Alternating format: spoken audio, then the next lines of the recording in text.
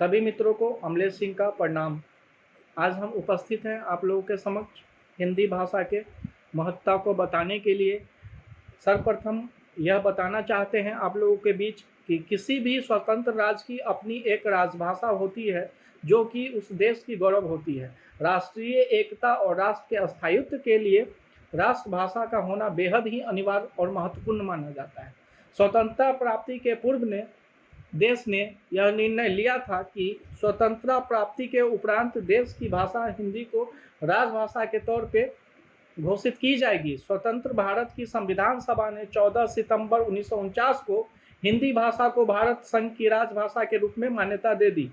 किसी भी भाषा को राजभाषा बनाने के लिए कुछ उसमें जरूरत चीज़ों का ध्यान रखा जाता है, जैसे कि उस भाषा में सर्वव्यापकता, प्रचुर साहित्य रचना, बनावट की दृष्टि से सरलता और वैज्ञानिकता, सब प्रकार के भावों से प्रकट करने की सामर्थ्य आदि गुण होने की अनिवार्यता होनी चाहिए। और हमारे समझ से यह सभी गुण हिंदी भाषा में हैं और इन आधार पर हिंदी को राजभाषा की दर्जा भी दी गई है। आज भी हिंदी देश के कोने कोने में बोली जाती है। अहिंदी भाषी जो थोड़ी बहुत टूटी फूटी हिंदी भी बोलते हैं और समझ भी सकते हैं, जो लोग हिंदी नहीं भी बोलते हैं वो लोग भी हिंदी थोड़ी बहुत तो बोल सकते हैं और समझ भी सकते हैं। उत्तर प्रदेश, बिहार, मध्य प्रदेश, राजस्थान, हरियाणा, हिमाचल प्रदेश और दिल्ली आदि राज्यों में यह राज्य भाषा मानी जाती है। एवं देश के शेष प्रांतों में यदि कोई भाषा संपर्क भाषा के रूप में प्रयोग की जाती है तो हिंदी ही हो सकती है। विश्व के अनेक विश्वविद्यालय में हिंदी पठन पाठन हो रहा है, परंतु आज अपने ही देश में हिंदी को तिरस्कृत होना पड़ रहा है।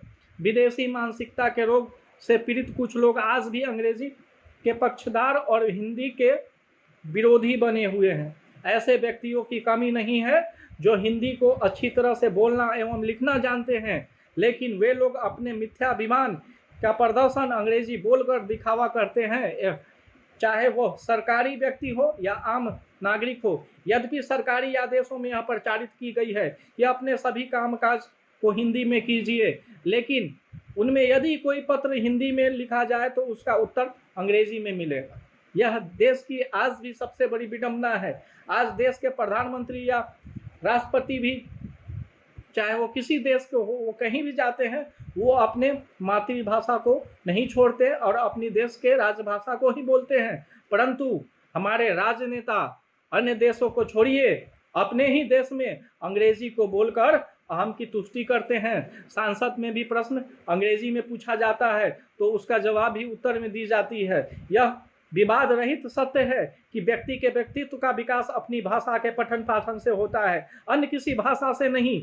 विदेशी भाषा के माध्यम से पढ़ने के कारण बालक अपनी विचारों को पूरी तरह व्यक्त नहीं कर पाता, फलतः उसके व्यक्तित्व का पूर्ण रूप से विकास नहीं हो पाता। हम सबका कर्तव्य है कि हम हिंदी को राष्ट्रभाषा के पद पे आसीन करें एवं उसके लिए हर संभव प्रयास करें। व्यवहार में हिंदी भाषा का प्रयोग हीनता नहीं, गौरव का प्रतीक है। हमारे पूर्व प्रधानमंत्री श्री अटल बिहारी वाजपेयी पहले भारतीय थे जिन्होंने संयुक्त राष्ट्र में भी हिंदी भाषा में भाषण देकर सबको चौंका दिया था। उनकी इन बातों के लिए जितनी भी प्रशंसा की जाए कम है। ऐसे लोग जो अपनी संकीर्ण पृथकवादी भावनाओं का प्रदर्शन कर हिंदी का विरोध करते हैं, उन्हें भी राष्ट्रीय सम्मान के लिए अपनी दृष्टिकोण में परिवर्तन कर संकुचित मनोवृत्ति को छोड़कर हिंदी को अपनाना होगा। हमारे जहन में हिंदी के प्रति बहुत ज़्यादा प्रेम एवं लगाव है। बहुत सारे लोग आज भी कहते हैं कि आप हिंदी बहुत अच्छा बोलते हैं। हिंदी हमारी मातृभाषा है। हम लोगों को हिंदी से प्रेम करना चाहिए और भी लोगों को हिंदी के लिए प्रोत्साहन करना चाहिए। आज हमारे अनुज छोटे भाई जो कि हिंदी के गरिमा के संस्थापक एवं बहुत अच्छे लेखक हैं, उनको सर्वप्रथम हम अपने तरफ से बहुत बहुत बधाई देना चाहते हैं, जिन्होंने इस प्रकार की पहल शुरुआत की। और हमेशा हमारा प्यार और आशीर्वाद उनको मिलता रहेगा। हम हमेशा उनके साथ हैं। सभी लोगों को हमारा प्रणाम।